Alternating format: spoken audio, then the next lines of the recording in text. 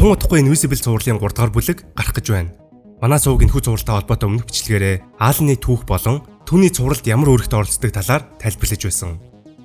Харин анимаted цувралын 2 дахь бүлэг гарч бичлэгдээр тайлбарсан Аалны орigin түүх болон хэрхэн илүү хүчрэг болж байгааг бид дэлгэцнээ үзсэн бэлээ. Would you look at that? I am glad to see you in one piece, Alan of Unova. Yeah, one very large and ripped piece.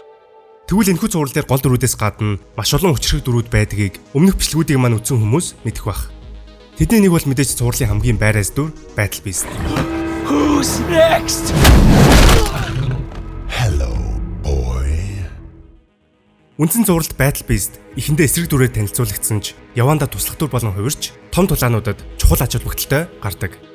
Гэвч түүний origin түүх болон дүрийн дэлгэрэнгүй түүх харьцангуй бага гардаг. Сонирхолтой Invincible Universe нэрэн доор Battle Beast-ийн комик ихний бүлэг энэ оны 4 сард гарахаар зарласан. Энэхүү комик дээр Invincible цувралын 19-с 50 дахь бүлгийн хооронд Battle Beast-ийн туулж буй адлын талаар өгүүлэх ажээ. Өмнө нь Invincible Universe нэрэн доор Guardians of the Globus эхлээд бусад туслах дүрүүдийн талаар мөн Atom Eve-ийн тухай комикуд гарч байсан. Харин тэрхүү Atom Eve-ийн түүхээр нэгэн animated special angi хийж 2 дугаар бүлэг гарч эхлэхээс өмнө цацсныг санаж байгаах. Магадгүй ирээдүйд удахгүй гарах Battle Beast-ийн комикоор өөр нэгэн special angi хийхийг үгүйсэхгүй. Тэгвэл өнөөдрийн бичлэгээрээ цувралын хамгийн хүчрэг дүрүүдийн нэг Battle Beast-ийн түүх болон цуврал дээр ямар тулаануудад оролцож байсан түүхийг ярих болно.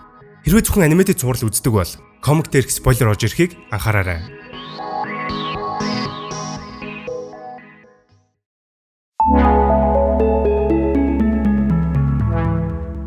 Battle Beast-ийн нэрийг Ток гэдэг бөгөөд өөрийн төрөлх гарыг доорны хамгаалагч байсан гэдэг. Тэрээр тулаан их насн дээр ирэхэд түүнтэй дүүцэх хүчрэг нэгэнд тааралдаагүй бөгөөд өөрийн гаргаас сансрах дургуйдах ямар ч үндэстэн дайр зүрхлэгээргүй утопия болгож инх тайвныг авчирч чадсан. Гэвч түүний доторх уур хилэн тулаан хийх өсөглөн огт арилаагүй бөгөөд дайн тулаанд улам илүү донтохолж өөрийнх нь хүч чадалд нийцсэн хүчрэг өрсөлдөгчийг хайхаар явсан юм. Түүний сүр хүч алдар нэрийг доорн гарыг даяар дурсаж аврах том хөшөө хүртэл барьсан байдаг. Animated цувралын 1-р бүлэг дээр машин хэд түүнийг хөсөлж Invincible болон Guardians of the Globe-ыг бараг л ганцаараа хүс тэмтэрдэг. Комик дээр ч мөн адил Battle Beast инхүү танилцуулагдсан бөгөөд анимашн болон комикны үйл явдлын дараалал заримдаа арай өөр байдаг. Тиймээс энэхүү тулаанд оролцсон дүрүүд арай өөр, мөн ноолн дэлхийг аль хэдийн орхин явсан байдаг. Нэмээд Battle Beast дэлхий дээрээс өөртөөгөө дүүцэх хүчрэг өрсөлдөгчийг олно гэж найдаж байсан ч Марк болон бусад баатруудад урам нугарч сул дорой өрсөлдөгчийг хорох шаардлагагүй гэж үзэн дэлхийг орхин явдаг. There is no honor in killing insects. Дэлхийгээс явсны дараа хөлөгтөө буцан очиж хүчрэг дайчин хайх хэрэлдэ орсон ч Wiltrumite эзэнт гүрний шоронд хоригдсон юм. Гэвч түүнийг хорьсон хүмүүс Wiltrumite-ууд байгаагүй бөгөөд Battle Beast тэрхүү шоронд зориудаар хоригдсон юм. Animated цувралын 2 дугаар бүлэгт Аалн мэдээлэл цуглуулахаар Wiltrumite-уудын шоронд орж тэнд хоригдож буй ноолонтой телепатаар харилцаж байгаа нь гарсан. Hey. Yo, Nolan. You there? I'm here, alien. Oh, come on, man. It's Alan. Don't be like that. Ноолны цааслах хэл ирэхэд Аалн шоронд бослог гаргаж Battle Beast-эгч бас сулдаг. Аалн түүнийг өөртөө нэгдэн туслахыг хүсч хариуд нь түүнд хүчрэг өрсөлдөгч болоход туслахаа амладаг. Харин ноолны цаазын ялыг гүйцэлдүүлж байхад Аалн Battle Beast 2 цаазын өрөөрөө дарин орж эцэст нэгэн Wiltrumite-тэй нүр тулсан Battle Beast цусан тулангасч тулаанаа эхлүүлдэг. Харин Аалн хүлэг цоорхоо үсгэж өрөөнд тулдаж байсан бүхэн задгаа сансарт гарсан ч Battle Beast дайралтаа үргэлжлүүлсээр л байсан юм. Харамсалтай нь түүний өрсөлдөгч түүний хүсч байсан шиг хүчрэхэг байгаагүй. Wiltrumite-тай харьцуулахад Battle Beast-ийн хамгийн том сул тал нисч чаддаггүй байдал. Тийм ч учраас Battle Beast задгаа сансар тэр чигтээ хаягдуулсан юм. Collision of Planets-ийн хайгуулын хүлэг түүнийг задгаа сансараас олсон бөгөөд түүнийг олоход нүд нь нээлттэйж бие нь хөлдсөн байдалтай сансарт өвсөөр байсан юм. Хэр удаан сансарт хүн явсныг мэдэхгүй. Гэсэн ч түүний цусан тулангасан тулааны үсэл байсаар л байсан ба хайгуулын баг түүнийг аварч хожим тэрэг Collision of Planets-тэй хамтарч Wiltrumite-танд оролцсон. Сансар хөтөргөй даяар эзлэн төрөмгийлэгч гэдгээрээ танигдсан Wiltrumite-уудын эсрэг тулдах нь мэдээж Battle Beast-ийн хувьд том боломж.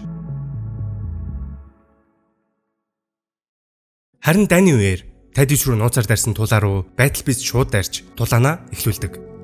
Тэрээр туулагийн биеийг зэвсэг болон ашиглаж олон 10 Wiltrumite-уудтай зэрэг тулдаж байсан юм.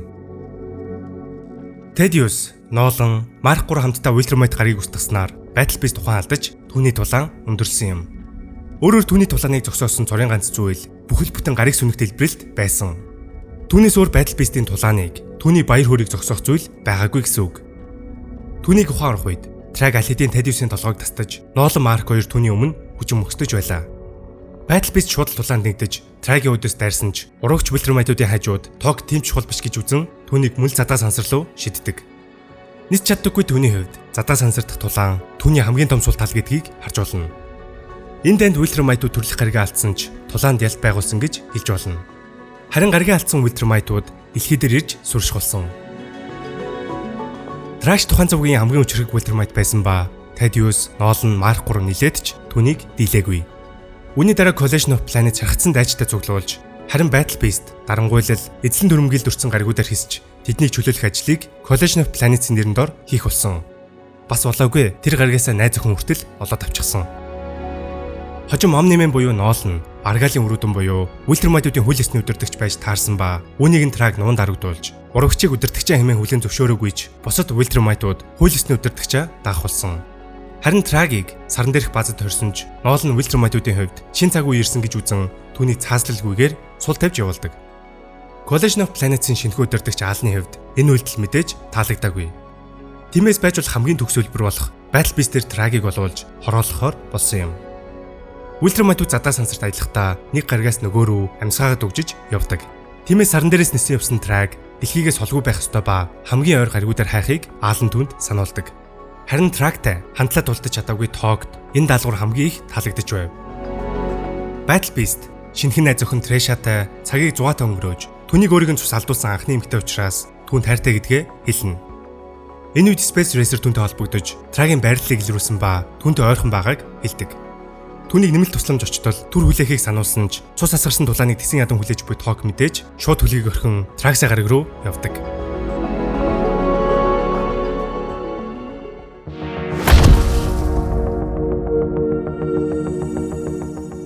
Тэрээр Трагсаа дээр газардаж дайснаа олсон ч өмнө түүнийг алж байсан учраас тулдах ямар ч сонирхолгүй байгаагаа Траг илэрхийлдэг. Харин тэдний тулааныг зөвхөн үхэн шийдэх учраас тулаан дуусаагүйг Battle Beast хэлдэг. Энэ үед Battle Beast-ийн найз охин Ragnar-уудыг хөлгөөсөө суллах ба тэдгээр Ragnar гэх аратнууд Wiltermite-уудыг чалах чадaltaй асар хүчрэг хэрнээ оюун ухаангүй амьтад байсан юм. Уг нь төлөвлөгөө осоор бол Battle Beast тулаанд ялагдвал тэднийг суллах байсан юм. Мэдээж Battle Beast-ийн бүх насаараа өсөн хүлээсэн тулаанд агуу их ялалт, эсвэл нэр төртөө дайшны хүлт нь Ragnar-ууд цадаа болж байсан учраас Tragtam тэдний эсрэг тулддаг. Тэд Ragnar-уудыг ялсан ч нэг том асуудал гарсан байлаа. Тулааны явцад Trag гизэн тус газараа хүн шарх авсан ба ийм шархтай хүнтэй давуу тал ашиглан тулдаж ялт байгуулахыг Battle Beast хүсээгүй. Тиймээс өөрийн нэр төрөө батлахын тулд өөрийнхөө ил дээр Tragтай адил гизээ зүсч тулааны давуу талыг үгүй хийдэг. Мэдээж үн Traгийн сэтгэл хөдлсөн ч агуу их хүч чадал болон тулааныг тоглоом мэдүүлэн авч байгаад нь бухимдаж байлаа. Battle Beast хариуд нь тоглоогүй гэдгээ хэлж, үүний төлөөл амьдарч ирснээ хэлэн тулаан бол түүний хувьд амь амьдрал нь гэдгийг сануулдаг. Ингэж тухайн үеийн хамгийн хүчрэг Wiltermite Trag болон хамгийн хүчрэг өрсөлдөгчийг насаараа хүлээсэн Battle Beast нарын тулаан Tragсаа гараг дээр эхэлсэн юм. Тэдний тулаан олон өдрийн турш ямар ч зогсолтгүй үргэлжилсэн бөгөөд аль альнийхын хувьд энэ тэнцүү тулаан болж байлаа. Би рүүгээ хариу дарилтуудыг хийж сүүлдээ Trag залхаж байсан ч Battle Beast энэ бүхнийг хамгийн их таашааж байлаа. Нэгнээ шидэж, зохиж, хазаж, байж болох бүх аимшигтай дарилтуудыг нэгэн рүүгээ хийн. Тулаан олон өдөр үргэлжилсний эцэст Trag Battle Beast-ийн зүрхийг суглан бит цатгаж, харин Battle Beast амьсгал ураахын өмнөхөн өөрийг нэр төртөөгөр үхэлсэнд Tragt талархдаг үлээ. Тулааны дараа Trag Battle Beast-ийн арсыг өвчөж, Tragсаа гаргийнхний заншлаар биеийг нь чандарлаж, хүчрэг өрсөлдөгчөө хүндэтгэн мөн өөрийн нэр төртийн алдаа тэмдэглэн өвцөн арсаар нөмрөг хийн өмссөн юм. Мэдээж түүний үхлийн дараа найз охин Tresha маш их бухимдаж, Space Racer болон Collision of Planets-ийг буруутгаж бухимдаж байлаа. Гисэн ч хожим Tresha, Trag болон түүний хүүхдүүдийн эсрэг сүүлийн тулаанд гол дүрүүдэд туслан тэдэнтэй мөр зэрэгцэн тулдсан түүхтэй. Харин Battle Beast-ийн түүх инхүү дууссан ч цувралын хамгийн сүүлийн бүлэг дээр Тогийн охин түүний төрлөх гариг дээр босгочдыг ганцаараа дараа авч буйгаар гардаг. Тэр бол аавынхаа хараалыг өвлөн авсан нэгэн. Харин түүний аавтай энд дүүцэж түүнийг хороож чадсан нэгэн Wiltermite байсныг сонссны дараа хорвоо ертөнцийн дээрх бүх Wiltermite-ыг хороох эсвэл өөрөө үхээс нааш 50 орсохгүй гэдгээ хэлдэг. Цувралын хамгийн хүчрэг дүрүүдийн нэг Battle Beast-ийн түүх энэ үлээ. Trag түүнийг хорооход хамгийн ихээр нөлөөсөн зүйл бол мэдээж нисэх чадвар болон ультрамайтуудын хурдан эдгэрэх чадвар. Насан туршдаа тэрхүү нэр төртөө өхлийг зорж байсан түүний хувьд трактад тулдан үхэн мэдээж хамгийн ад жаргалтай төгсгөл нь байсан биз. Магадгүй энэ онд гарах Battle Beast-ийн комик дээр түүний талаар илүү дэлгэрэнгүй сонирхолтой зүйлс гарч магадгүй. Мөн бичлэг таалагдсан бол лайк дарж сэтгэлээ үлдээгээрэй. Дараагийн бичлэгээр уулзцаая.